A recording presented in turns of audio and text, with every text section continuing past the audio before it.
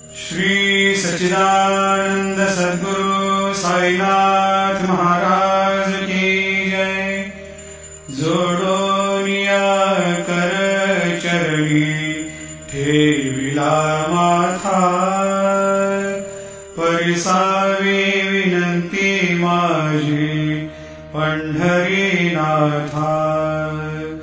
असो नसो भाव आलो तुझी ठाया, कृपा दृष्टी पाहे मजकडे सद्गुरु राया।